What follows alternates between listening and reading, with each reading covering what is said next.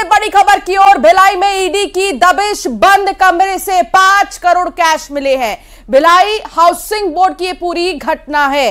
तो ईडी के तमाम अधिकारी लगातार ये जानकारी जुटाने की कोशिश कर रहे हैं कि कहां से आखिर ये पैसा आया है, क्या राजनीतिक गतिविधियों से जुड़े हुए तार हो सकते हैं। ये आशंकाएं भी हैं, आशंका इस ओर भी हो सकती है कि जुआ, सट्टा या किसी आपराधिक घटना से जुड़े हुए इस रकम को फिलहाल बरामद किया गया, लेकिन अभी तक कोई पुख्ता जानकारी नहीं होने के चलते ईडी के अधिकारियों की तरफ से भी कुछ नहीं कहा गया है। बंद कमरे से 5 करोड़ कैश मिलना, कैश का मिलना बहुत बड़ी बात, और उस समय में मिलना बहुत बड़ी बात जब चुनावी माहौल छत्तीसगढ़ में लगातार चल रहा हो। दुर्ग के भिलाई में ईडी की टीम कार पर सवार होकर पहुंची, तमाम अधिकारी एक साथ दबिश देने के लिए पहुंचे। अचानक से कार्रवाई के चलते रहवासियों में भी हड़कंप मचा। तस्वीरें आप देखिए, 5 करोड़ कैश एक बंद कमरे से बरामद किया गया, लेकिन जिस दौरान ये कार्रवाई चल रही थी आसपास के लोग भी सख्ते में आ गए। भिलाई हाउसिंग बोर्ड की पूरी घटना है। अधिकारी ये पता लगाने की कोशिश लगातार कर रहे हैं कि आखिर कहां से पैसा आया है, कहां खपाने की कोशिश थी, राजनीतिक गतिविधियां क्या हैं इससे जुड़ी हुई, ये सब जांच का विषय। मिथिलेश ठाकुर हमारे संवाददाता हमारे साथ जुड़ गए हैं। मिथिलेश, 5 करोड़ कैश, भारी रकम, वो भी चुनाव के समय में, चुनावी मौसम में धन की बारिश हो रही है। क्या कार्रवाई की जा रही है आगे विभाग की तरफ से, क्या जानकारी अब तक मिल पाई है इस पूरे मामले में? देखिए, ईडी की कार्रवाई जो है, उसकी कार्रवाई जो देर रात तक चली है, करीब 12:30 बजे तक ये कार्रवाई चली है। पुलिस ने और ईडी की अधिकारियों ने वो मकान को सील कर दिया है। बताया जाता है कि करीब 5 करोड़ के आसपास ये राशि मिली है। जो टीम थी वो देर शाम को वहां पर पहुंची हुई थी। उसने यहाँ पर देखा कि जो सूचना मिली थी उसके आधार पर जिस मकान में दबिश देने जानी थी वहां पर ताला लगा हुआ था। पड़ोसियों की मदद ली गई, उनकी गवाहों के बीच में जो है वहां पर ताला तोड़कर अंदर प्रवेश किया गया। वहां पर देखा गया कि काफी मात्रा में जो है पैसे अलग अलग जगह में छिपा कर रखे गए थे। जब पैसे की अधिक संख्या थी तो उसके लिए मशीन भी मंगाई गई नोट गिनने के लिए। तो ये बताया जाता है कि करीब 5 करोड़ के आसपास ये राशि हो सकती है।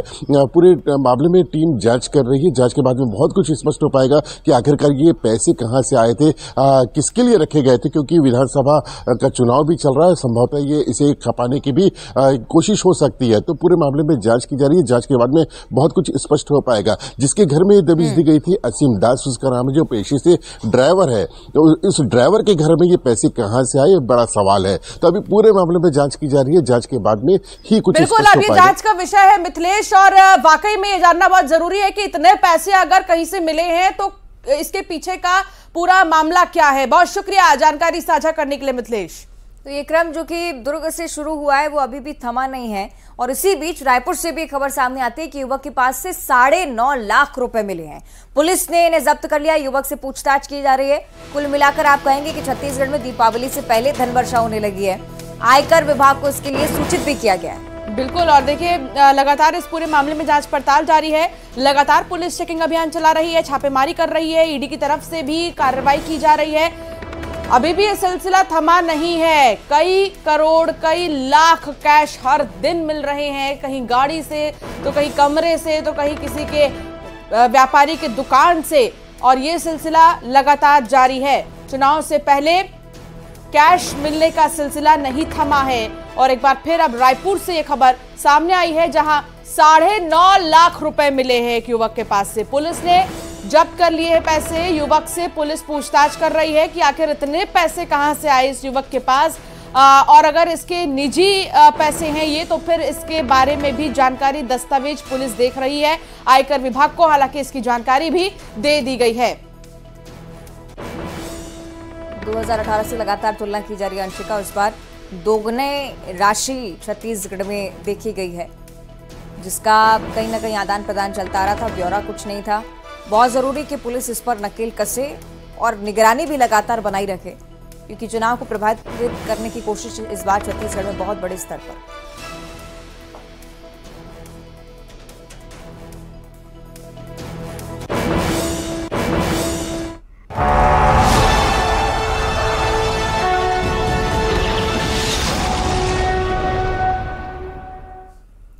चलिए चुनावी महासंग्राम की शुरुआत कर लेते हैं। बात चुनाव से जुड़ी सबसे बड़ी खबर आज की, जहां छत्तीसगढ़ बीजेपी के लिहाज से आज का दिन बहुत ही खास, घोषणा पत्र आज जारी होने वाला है। रायपुर में गृह मंत्री अमित शाह की मौजूदगी में बीजेपी के घोषणा पत्र यानी कि संकल्प पत्र को जारी किया जाएगा।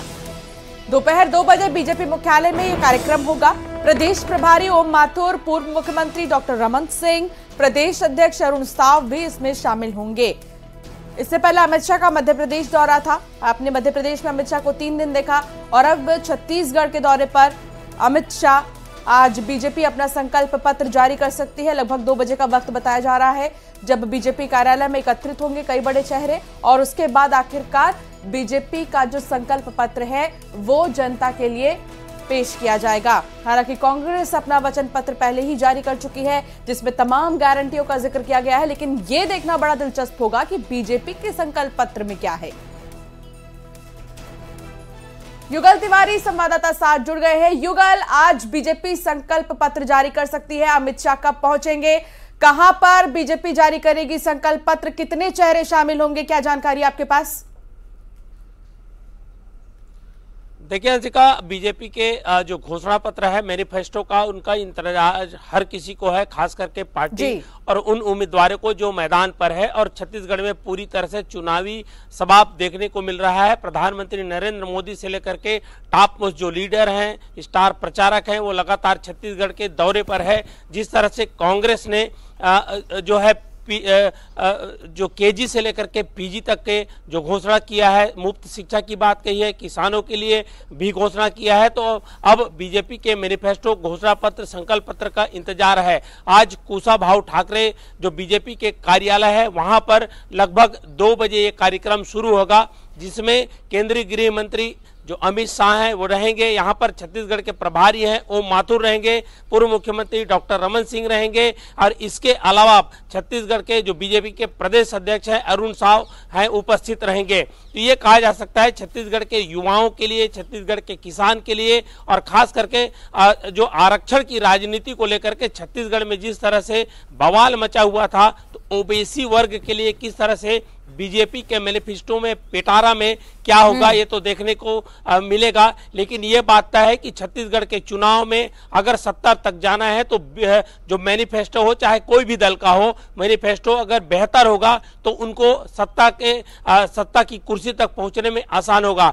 जिस तरह से बीजेपी ने जगह जगह पेटियां भेजी थी, लोगों के राय लिए थे, सुझाव लिया था, तो उम्मीद यही है कि बीजेपी के मैनिफेस्टो में बेहतर होगा और ताकि जो है वो सत्ता पर वापसी कर सके। 2018 के चुनाव में और खास बात युगल ये भी कि छत्तीसगढ़ बीजेपी पहली बार बताने वाली है कि क्या कुछ करेंगे अगर सरकार बनती है। तो बहुत शुक्रिया आपको युगल फिलहाल पूरी जानकारी के लिए। रायपुर से बड़ी खबर आ रही है। गृह मंत्री अमित शाह जहां एक तरफ घोषणा पत्र आज जारी कर सकते हैं तो दूसरी तरफ अमित शाह आज छत्तीसगढ़ में चुनाव प्रचार भी करेंगे। दोपहर 12 बजे रायपुर पहुंचेंगे, रायपुर एयरपोर्ट पहुंचेंगे अमित शाह। कबीरधाम जिले में आम सभा को संबोधित करेंगे और 2 बजे कुशाभाऊ ठाकरे परिसर जाएंगे अमित शाह। दोपहर 3 बजे दिल्ली के लिए वो रवाना हो जाएंगे। ये मिनट टू मिनट कार्यक्रम केंद्रीय गृह मंत्री अमित शाह का हम आपको बता रहे हैं। छत्तीसगढ़ में लगातार मोर्चा संभाले हुए चुनाव के ऐलान के पहले से ही सक्रियता बरती जा रही है उनकी तरफ से और इस बार छत्तीसगढ़ बीजेपी के लिए आज खास दिन भी है, चूंकि घोषणा पत्र जारी होने वाला है, अमित शाह मौजूद रहने वाले हैं। तो सिलसिलेवार कार्यक्रम क्या कुछ रहेगा ये हम आपको लगातार दिखा रहे हैं। कबीरधाम जिले में आम सभा है, 2 बजे कुशाभाऊ ठाकरे परिसर जाना है, 3 बजे वापस दिल्ली के लिए रवाना हो जाना है।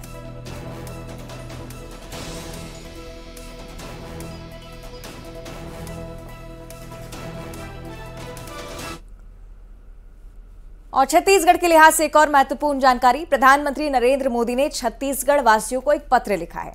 पत्र में 23 साल पूरे होने पर उनकी तरफ से बधाई दी गई है। छत्तीसगढ़ में डबल इंजन की सरकार बनाने की अपील भी उनकी तरफ से इस पत्र में लिखी गई और पत्र में कांग्रेस सरकार की खामियों को भी गिनाया गया। ये एक बहुत महत्वपूर्ण पहलू। कल भी जब संबोधन में हमने सुना, प्रदेश सरकार की तमाम नाकामियों को एक साथ रखा है प्रधानमंत्री ने, साथ ही साथ छत्तीसगढ़ की जनता का विकास करेंगे, ये वादा भी 2023 विधानसभा चुनाव को लेकर उनकी तरफ से किया गया है। तो प्रधानमंत्री नरेंद्र मोदी बीते दिन छत्तीसगढ़ के ही दौरे पर थे और 23 साल पूरे होने पर एक तरफ पीएम मोदी ने पत्र में बधाई दी छत्तीसगढ़ को, तो दूसरी तरफ कांग्रेस को लेकर भी जमकर निशाना साधा कांग्रेस पर और कई सवाल खड़े किए। तो पीएम मोदी 4 नवंबर को दुर्ग दौरे पर आने वाले हैं, जिसे लेकर तैयारियां जोरों पर है। पंडित रविशंकर स्टेडियम में पीएम की सभा होनी है, जहां करीब 50,000 कार्यकर्ता के बैठने की व्यवस्था की जा रही है।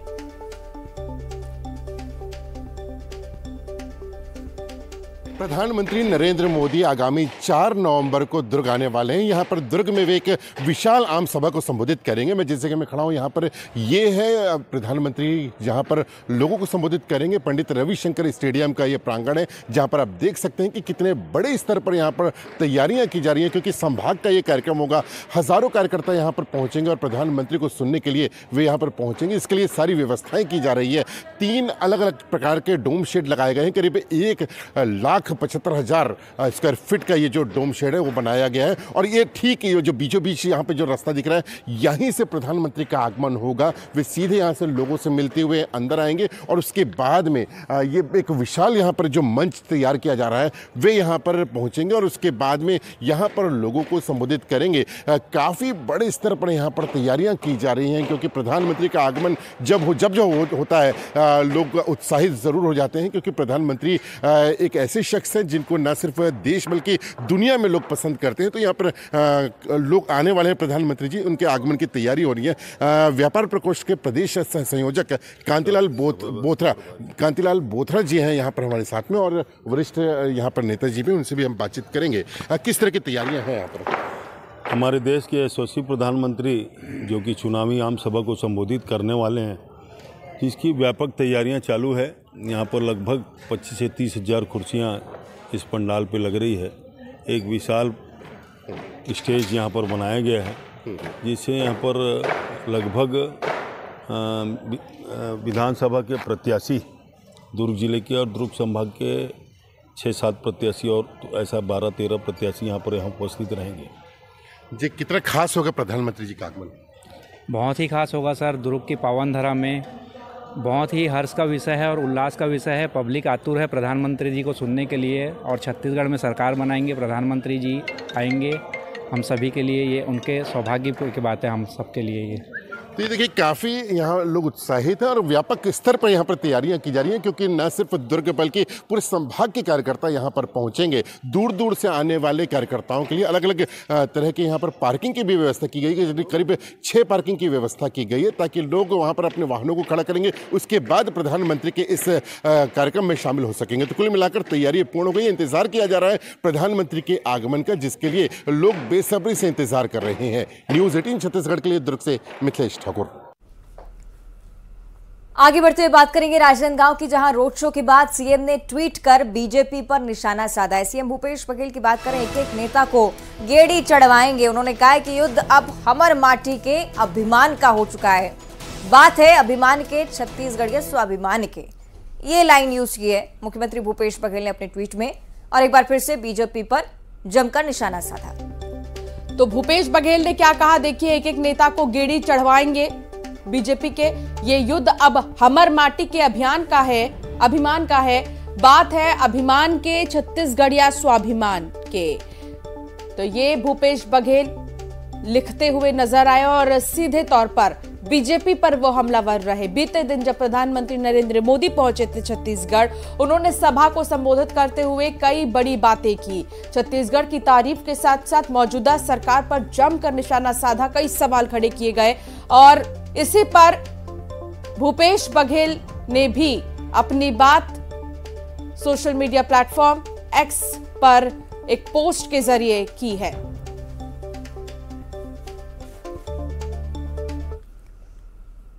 और इसी बीच वक्त एक छोटी सी ब्रेक का। आगे भी खबरें जारी रहेंगी, आप बने रहिए हमारे साथ।